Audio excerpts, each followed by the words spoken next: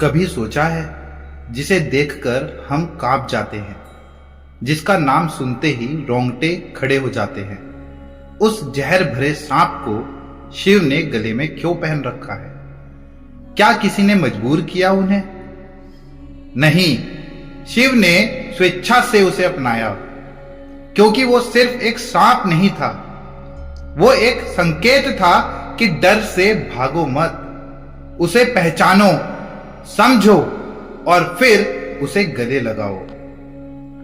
शिव के गले में लिपटा वासुकी नाग सिर्फ एक गहना नहीं है, वो दर्शाता है वो सब कुछ जो हमारे जीवन में विष बन चुका है। हमारे डर, क्रोध, द्वेष, चिंता, ईर्ष्या। शिव ने इन सबको दूर नहीं किया, उन्होंने उसे अपने कंठ में रोक लिया और नीलकंठ बन गए। मतलब ये कि जहर को न निगलना है न उगलना है, बस अपने कंठ तक सीमित कर देना है। और जो डर है ना, वो भी ठीक ऐसा ही है। अगर उसे समझ लिया तो वो जहर नहीं, जीवन की सबसे बड़ी शक्ति बन सकता है। आज की दुनिया में हर कोई किसी न किसी सांप से डर रहा है। किसी का सांप है परीक्षा में फेल हो जाना, किसी का नौकरी छूट जाना, किसी का रिश्ते टूट जाना, और हम इन डर से भागते रहते हैं। हम सोचते हैं डर चला जाएगा, पर नहीं जाता। डर से भागना सांप से भागना नहीं है, बल्कि उसे अपनी छाती पर बैठने देना है। जो शिव की तरह डट कर खड़ा हो गया, उसका डर कभी उसे डस नहीं सकता। शिव कहते हैं भक्ति का मतलब सिर्फ पूजा नहीं, भक्ति का मतलब है अपने डर को पहचान कर उसे गले लगाना।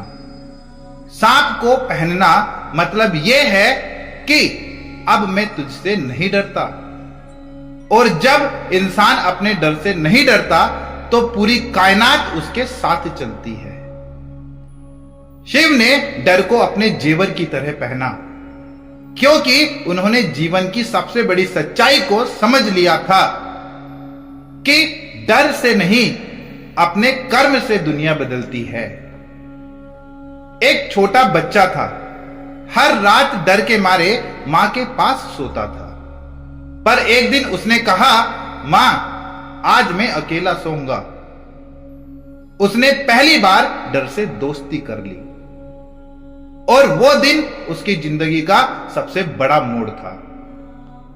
बस यही तो शिव सिखाते हैं, डर से भागो मत, उसे गले लगाओ। क्योंकि जब तुम अपने विषधर को गले लगाते हो, तब तुम शिव के सबसे करीब होते हो। तो अगली बार जब तुम डर से लड़ने की हिम्मत जुटाओ, तो शिव को याद करना और कहना, हे महादेव, जैसे तूने जहर को गले लगाया, वैसे ही मैं भी अपने हर डर को स्वीकार करता हूं। क्योंकि डर को गले लगाना ही असली शिव तत्व है, और वही सच्ची भक्ति है। अगर यह बात आपके दिल में उतरी हो तो हर हर महादेव कमेंट में जरूर लिखें और चैनल को जरूर सब्सक्राइब करें, क्योंकि यहां सिर्फ बातें नहीं होती, यहां आत्मा से शिव को समझा जाता है।